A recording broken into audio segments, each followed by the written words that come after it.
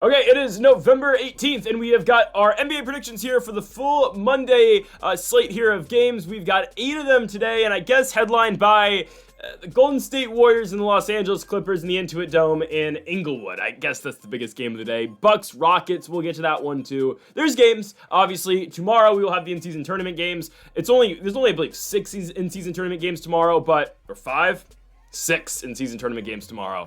But we'll get to those, of course, tomorrow. We've got the games before the in-season tournament ones today. Again, 8 of them here on the slate. And folks, if you haven't yet, though, make sure to hit the subscribe button down below for some more daily NBA predictions here on the channel. In about an hour, we will have our best bets for college basketball on the channel as well. So go make sure to check out that video again in an hour, our 5 best bets for college basketball here on Monday. And yesterday, we posted our UFC China predictions with Divison Figueiredo and Piotr Jan in the main event from Macau, China. So go make sure to check that video out. Tomorrow we will have our college football predictions, and the day after on a Wednesday we will have our NFL predictions as well. So go make sure to check out all of those on the channel coming up. Let's now get into the first of 8 games for the NBA today. We start things off in Detroit for the Pistons and the Chicago Bulls.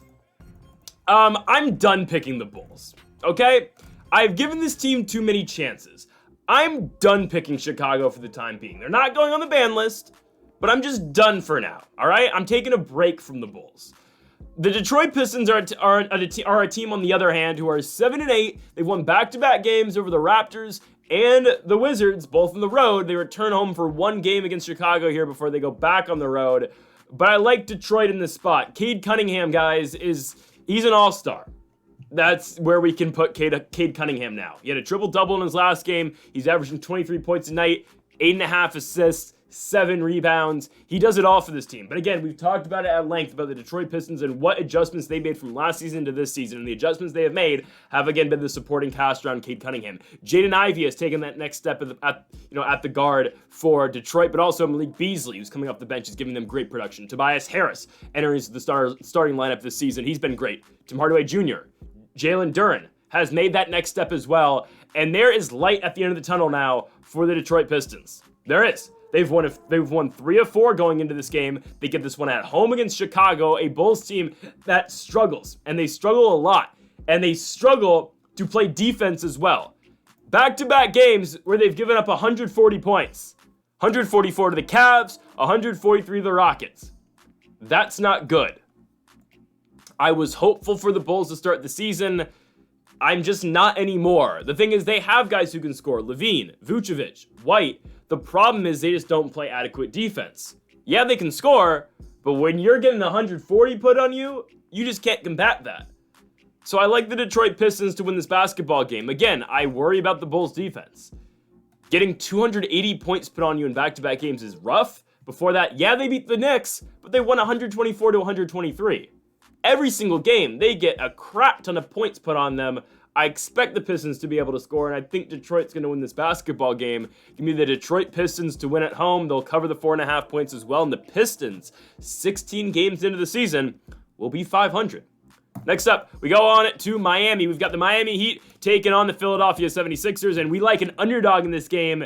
Give me the Sixers. All right, they're 2-10, I get it. But if this team can start to get going, all right, we kind of like Philadelphia a little bit. Why? Jared McCain's why. He's the rookie of the year. I get it. We're 16 games into the season, or for the Sixers, we're actually 12 games into the season. I get it. But Jared McCain right now is playing like the best player out of that draft class. Now, again, I'm not saying Jared McCain's going to be the best guy in that draft class for years to come, but right now, yeah, Jared McCain is the rookie of the year. He's averaging 15 points a game, but that's basically because he played, a lot of bench minutes early on in the season. Back-to-back games for Jared McCain where he led the Sixers in points, 34 in that loss to the Cavs, 29 in the loss to the Magic. You want to date back to the Lakers loss, 18 he led their team in scoring, and their win over the Hornets, Jared McCain put up 27. He's the best player on the court right now for the Philadelphia 76ers. I'm not saying, again, when healthy or when at full strength, no. But right now, yeah, he's playing better than Joel Embiid. He just is. Now, this is why there is hope for the Philadelphia 76ers. Hear me out. Hear me out. There is hope for this team because now all these guys come back. And I would think Joel Embiid will be back for this game against the Heat. He is questionable. I would anticipate Joel Embiid to play this one. Paul George slowly is getting back on track. If all these guys can get going, with Jared McCain continuing to excel, and now with Tyrese Maxey coming back in a couple weeks, all right, Philadelphia's got something going. For the Miami Heat, we successfully picked them to lose yesterday in their rematch to the Indiana Pacers. Bam Adebayo, again, didn't decide to go crazy, so we ended up getting that one. Us picking the Pacers, obviously. I don't trust the Heat. I don't. They will have nights where, yes, they're going to shock you, like that first Indiana game where they're just going to completely go off. I understand that. I do not think that's going to be a consistent thing for them. I don't know if Jimmy Butler is going to play this game against the Sixers. Obviously, he has not played in a couple games now. I don't think Jimmy's playing, if I'm being honest with you. So that's why, again, I'm drawn even further into picking the Philadelphia 76ers. And I want to believe in Philadelphia. I really do. I want to believe in this team with Jared McCain, of course, at the helm now. I like McCain a lot. I do. And I'm hoping the Sixers, I can't believe I'm saying this. I hope the Philadelphia 76ers can find a way to get help for Jared McCain. That's not a joke. I'm serious. They need to find Jared McCain some help. So, Paul George, Joel, if he's playing, someone else has got to score. Because Jared McCain, this is a crazy statement. Jared McCain can't win basketball games on his own. He needs help. I'm serious. Get Jared McCain some help. We think the Sixers can go on the road to Miami and win. And now it's time for the Sixers to finally start getting wins. Okay, they're 2-10. Like, come on. If we want to make a run for the playoffs here, I'm serious. It's 12 games into the season, but starting 2-10 is abysmal. Let's go. If you want to be a playoff team, you got to start winning basketball games. I get it. The Eastern Conference is absolutely atrocious, so they're fine. But still, let's hope Philadelphia can start winning. I think they can beat this Heat team. Next up, we go on to the Garden. You've got the New York Knicks hosting the Washington Wizards. If you think the Washington Wizards are winning this basketball game, I want to commend you on the guts to pick the Washington Wizards. Personally, I don't have the guts to pick the Washington Wizards, well, because I don't think they can beat the New York Knicks. But I do think they're able to keep this one within 13, okay? Here's why. I get it. The Wizards, we say it every time, the Wizards don't play competitive basketball games. Okay, guys, they're so due to play a competitive game. Like, guys, they haven't been in a game, truly, since their win over the Hawks on October 30th. We are approaching a full month of the Wizards not playing competitive basketball games. Yeah, they were kind of in the Spurs game, but again, Wemby dropped his 60 points and 50 points, and, the Spurs kind of started to get away from them in that third and fourth quarter. The Wizards have not played a competitive game into the fourth quarter in a very long time. Will this be the game? I think so. Now, they're not going to win, but I think they'll lose by like 10 points, which, at the end of the day is not really that competitive, but for the spread, it's competitive. Here's why. The Knicks have played 3 really close games back-to-back-to-back. Second half of a back-to-back for the New York Knicks. I get it, the Wizards just played yesterday against the Pistons too and lost by 20 points because that's what the Wizards do. But again, the Knicks are playing back-to-back games. They just beat Brooklyn last night by 10 points. Again, that would have covered for us with the Wizards here tonight. Again, they're the Wizards. I get it. They're nowhere near the Brooklyn Nets, who we continue to say are going to keep, covering the spread on teams. I think it was 9.5 yesterday, so we didn't cover on that. But still, that's what the Nets are going to do for the rest of the season, I hope. But the first game against Brooklyn, IST game, New York wins it by 2 points. The Chicago game, they actually lose. I think the Wizards can keep competitive in this game. Kyle Kuzma's kind of been doing everything. Jordan Poole's going to contribute as well. Then you get Bilal Coulibaly, and then Jonas Valanciunas is kind of just hanging around. Corey Kispert gives them their spark off the bench. Alex Sarr hasn't been anything great this season. I don't know. Don't bet on this game, but this is kind of just my dart here. Give me the Washington Wizards to cover the 13.5 points. I just feel like it's a lot for a Knicks team that is not spiraling, but they struggle to really blow teams out. They keep teams in games. I think the Wizards are going to kind of be able to hold on here. I don't know. I wouldn't bet on it, but I'm going to take the Wizards to cover if you're forcing me to make a pick here. But yeah, Knicks to win, obviously, minus 1,200. Duh. Next up, we go to Toronto. Up to the 6th, we get the Toronto Raptors and the Indiana Pacers. I really like this one. The Pacers have disappointed me a lot this season, but you know what? Their win over the Miami Heat gives me hope. I'm serious. Their win yesterday gives me a lot of hope. I get it. They have to go straight on the road to play the Raptors the day after, but you know what? We're taking the Indiana Pacers, and I feel great about it. This is a great pick here. Give me Indiana. All right, the Pacers, for as bad as they have been, they are the 6th seed in the Eastern Conference right now at 6-7. Yep, that's the Eastern Conference. Regardless, and look at the West. Where would 6-7 get you in the West right now? It would get you the 12th best team in the conference. This is ridiculous. This is actually insane. Regardless, I'm feeling really good about the Pacers now. I think they are so inconsistent. But hear me out. Tyrese Halliburton's finally playing consistent basketball. We've been saying it all year long. Again, the Pacers, if they want to get truly back on the right track, Tyrese Halliburton needs to be a consistent player for this team. Again, is Tyrese back to the all-star numbers yet? No. He will get there eventually. He's slowly climbing back to that, but every night Tyrese Halliburton is putting up double-digit assists. Last night it was 13. I mean, again, Tyrese is going to give you anywhere from 10 to 15 assists per night, and he's going to give you 16 points and hopefully more as the season goes on, so Tyrese can reestablish himself as one of the best players in the NBA. Again, he is the Chris Paul of this generation. I truly believe that. He's going to be as good as Chris Paul. I don't know. But the Pacers have found production elsewhere, obviously outside of Tyrese scoring, and that, has to be credited to the playmaking skills of Tyrese Halliburton as well. Finding guys like Siakam, Benedict Mathurin, Miles Turner, Obi Toppin, who had a huge game in the first matchup with the Miami Heat. And I feel great about the Pacers covering the spread. I get they're on the road 3.5 points, but 3.5 points isn't a lot, and they're playing a Raptors team that has not won a game since November 2nd, okay? That was pre-election, the last time the Toronto Raptors have won a basketball game. That's not good. It's not good. They've lost 7 in a row now. Yeah, they played the Celtics close. They lost by 3 points. Tatum traveled on the game-winning 3, but whatever. They played it close. Yeah, they're not doing it on back-to-back nights. Jakob Poeltl's been killing it for the Raptors. Miles Turner is the perfect Jakob Poeltl stopper. I'm serious. Like, if you want a center to combat Jakob Poeltl, Miles Turner. Miles Turner is your guy. Turner is going to have, I think, Jakob Poeltl in a box this game. I think he's going to. Just a shot blocking ability, I think we should be fine there. No Scotty Barnes, obviously, still for a while. The Raptors are still very injured. They're still hurt. No Emmanuel Quickly. Like, this is a team that's not built to play back-to-backs. And with that being said, the Pacers, I think they're getting on the right track, hopefully now. So I think Indiana easily handles the Raptors in this game. I don't know why the line is 3.5. We like Indiana all night long in this basketball game. The Pacers win and they cover easily on the road in Toronto. Next up, we go on it to Milwaukee. We've got the Bucks taking on the Houston Rockets. It's a love-hate relationship for me with the Houston Rockets. I'm not going to lie to you. I feel like I just can't get a right read on this team. So we're taking the Rockets to go on the road and win this basketball game. I get it. Damian Lillard is back. But what really changes? Hear me out.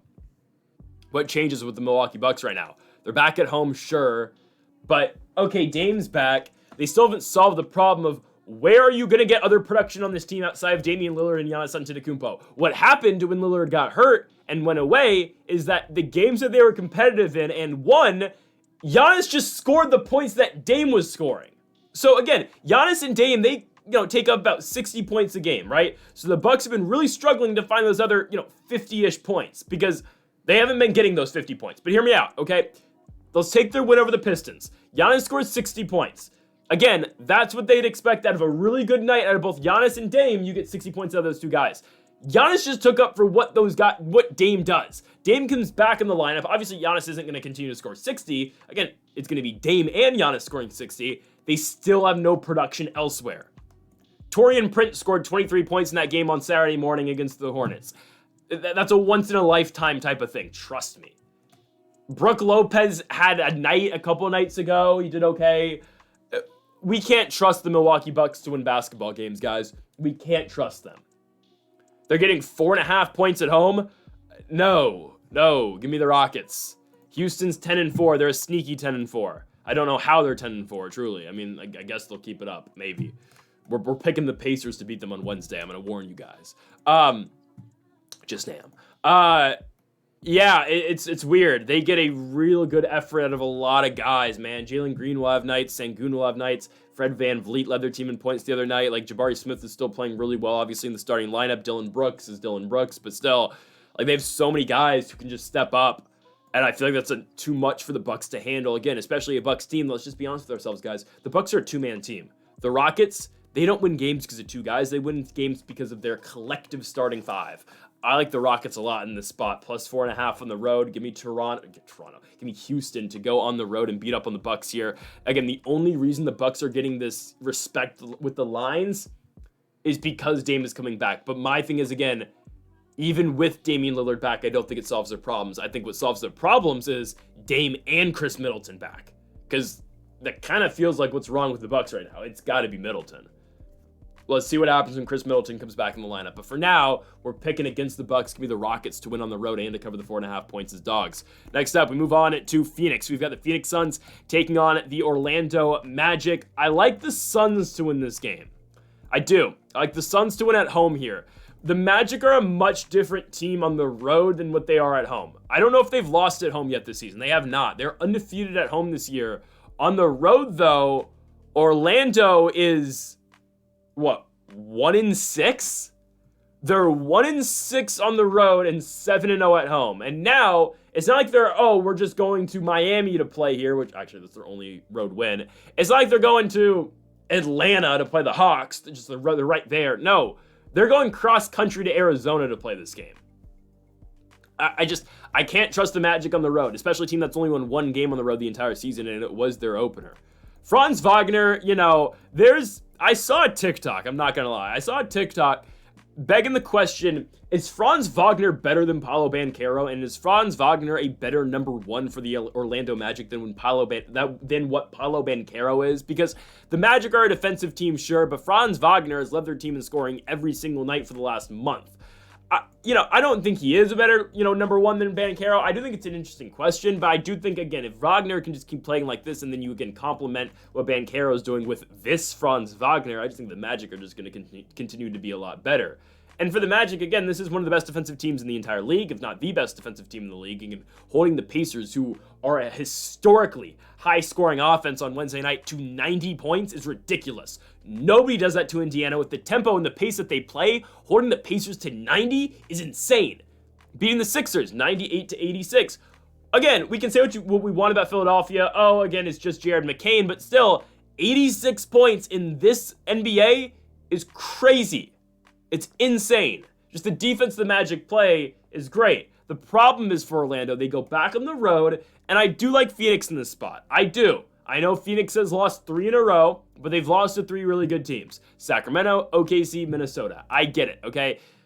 Devin Booker's playing his ass off right now. We will see if Bradley Beal plays. He's already been ruled out. Oh, God. All right, it's fine. I'm still taking Devin Booker and the Phoenix Suns. Again, I feel like the Magic going on the road plays a big importance in this basketball game. And also for the Suns, sure, they're on a huge losing streak. They haven't been at home in a week. Phoenix comes back home for this game. I think Devin Booker has a huge night. I think we see production out of guys like, Josh Okogie. Nurk probably has a decent... Actually, I don't know if Nurk's going to have a good game against Orlando. But still, I think D-Book has a huge night. I think the Suns are able to win. Again, it's going to be a somewhat low-scoring game just because of how the Magic play. But I do think Phoenix is able to win this game at home. Again, Orlando on the road. Can't trust them. Give me the Phoenix Suns to win this game at home. They are dogs, so give me another underdog in this slate. I like the Suns to win this one at home. Next up, we go to Sacramento. You got the Sacramento Kings hosting the Atlanta Hawks. Can the Kings finally win basketball games with De'Aaron Fox putting up this many points? I mean, I get it. They won their second game of the De'Aaron, putting up 109 points in in about 24 hours campaign, which is crazy, by the way. Like, isn't it insane that a single player scored 100 points in one game? Actually, let's just watch his highlights real quick of the 100-point game for Wilt Chamberlain. Let's just watch that real quick, just see how amazing that was. Oh, wait. The footage doesn't exist, which is still crazy to me. Like, there is footage of Babe Ruth hitting home runs, but not of Wilt Chamberlain scoring 100 points. Did that actually happen, guys? I don't know. I don't know. Anyways, I think the Kings should roll the Hawks in this game. And don't get me wrong, I love the Atlanta Hawks. I speak at length about how much I like the Atlanta Hawks this season. The Hawks are dealing with injuries. They just lost a game in Portland, which I don't understand. I don't understand the Portland Trailblazers in the slightest. I really don't. They won the game without Anthony Simons either. What was going on in Portland? I don't get it. The last time, again, I watched the Trailblazers and they lost by 50 points. It's the only Trailblazers game I've ever been to a week ago. Ridiculous. Sacramento should blow Atlanta out the water here. The Hawks, again, are on this West Coast trip. They have to play the Warriors in a couple of days. I just think it's a rough spot for them. I think De'Aaron Fox is going to continue his hot streak here, and just on paper, Sacramento's the way better basketball team. DeRozan's out. That's fine. I think Sacramento still wins it without DeRozan. You know, again, with DeRozan still being out, you know what that means. De'Aaron Fox continues to dominate. That's really what that means, honestly. Yeah, I think the Kings are fine in this one. 4.5 points doesn't feel like a lot for Sacramento the way they're playing right now. I get it. They kept Utah in that game a couple days ago, but Atlanta's a really streaky team, and right now it feels like they're starting to go on a cold streak just because losing to the Portland Trailblazers should mean you're starting to be cold. I'm serious. Give me the Sacramento Kings to win this game at home, and they will cover the 4.5 points as well. As we go into our final game here, the Golden State Warriors travel to the Intuit Dome to take on the Los Angeles Clippers. I saw a clip of James Harden again passing Ray Allen on the all-time threes list. Again, James Harden now number 2 all-time with three-pointers made in the NBA, and I saw a clip, and there was nobody in the crowd. What's going on? I get it, the Chargers are playing at the same time, but I don't think the city of LA is that behind the Los Angeles Chargers. Yeah, what's going on? Is the Intuit Dome a failure? Should they be back at at Staples Center? I don't know. Maybe it's just people don't care about the Clippers. Actually, that's probably why people just don't care about the Clippers. Yikes. Is the Norman Powell insanity run over, guys? It might be. The Norman Powell insanity run might be done. It might be. 4 for 11 from 3, 6 from 17 from the field over 35 minutes, 19 points. He's still playing productive basketball, but the last 3, again, point totals for Norman Powell have been 13, 8, and 19. I think the Linsanity run's over, guys. And you know what that means? If the Linsanity run is over for Norman Powell, this team sucks. They really, again, credit to Norman Powell. He really gave the Clippers some much-needed points in a lot of spots. But if they can't continue to get that, who else scores? Harden, sure. You can't consistently rely on Zubac to put up points. So who the hell else is going to give you production for the Los Angeles Clippers right now? I can't tell you because I don't know. I don't know where it's going to come from. And that's why the Golden State Warriors are going to completely dominate the Los Angeles Clippers in this game. This is not a close game. It's not. Curry's questionable. That's why the line is where it is. I don't think Steph Curry's not playing tomorrow night. I think Curry will play. So I think the Warriors absolutely dominate. This is one of the better teams in basketball right now. They are first place in the Western Conference. You are not telling me this team is not beating the Clippers by more than 3.5 points in a Clippers team that hasn't gotten the same Norman Powell that they got in the first 10 games of the season. This is all Golden State in this game. The Warriors should absolutely dominate. I like Golden State to win, and I like them to cover as well in the nightcap. So, folks, thank y'all for watching our NBA predictions here for November 18th. If you have not yet, though, make sure to hit that subscribe button down below for more. Make sure to leave a like if you did enjoy the video. Make sure to comment if you do disagree with any of the picks. Folks, thank y'all for watching, and Mamba forever.